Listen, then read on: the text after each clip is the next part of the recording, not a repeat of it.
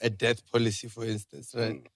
And it also kind of puts you in that contextualization side. Contextualization. Which It helps you contextualization? contextualize what will happen, like realize the effects of your death, right? Because they'll ask you all these questions, they'll check your health, you know, and they'll take blood samples and they'll check all those. How would the blood? Perfect. They even gave me a discount about how healthy I am. Oh, wow. Okay. So, Wow. What? clear. Everything clear. You know, I was going to say, some people... I was also worried about one thing. I'll pay. Everything is fine. Just want to I just know. want to know this one. This Yeah, one, that hey. guy.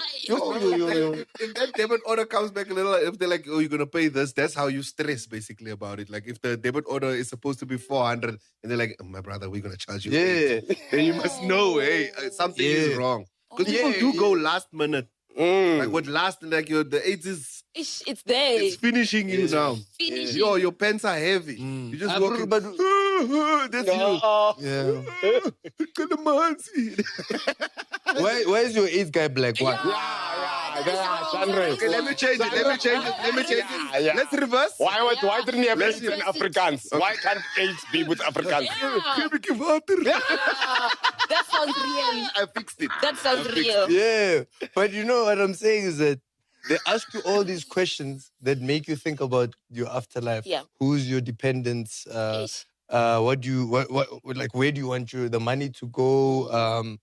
How are you going to be paying all this money? And it's such a humbling thing to do because you're doing it for people that you love. And you love past yourself, like to the point of which even if you're not here, you have to do that. So, hey, it's one of those things. Like I know I'm gonna die, and I've never thought I'm gonna live like to be old. I don't think that at all. I don't know why, but I've never imagined myself as an 80-year-old or anything like that. And also, like recently, I've just felt like close to death, you know? So I feel like a lot of people feel like that, especially now after the COVID and all. So your future is so uncertain that you're like, you know what? And also it's still an option, you know, you can do it yourself. Oh, what? Why?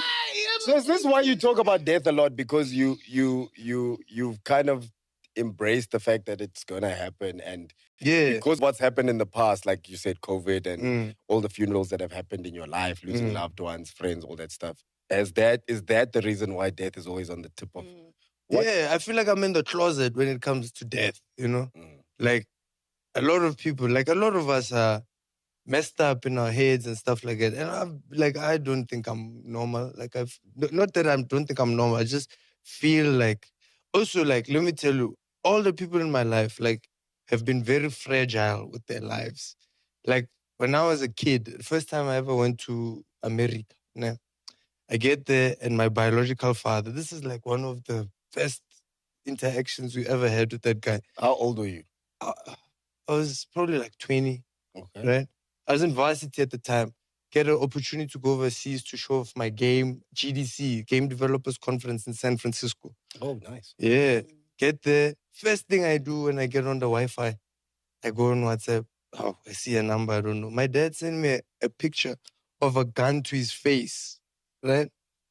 And then he sends me a text that says, I mean, he's gone now, but he left off COVID, you know.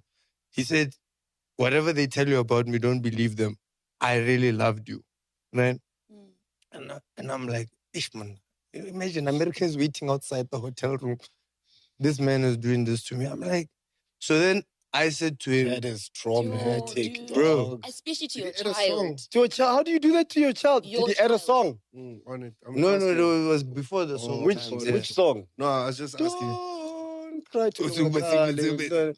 Don't cry. I heard that in an Uber the other day, and I said to the Uber driver, please, can you just turn it down, please? Why? Monday, I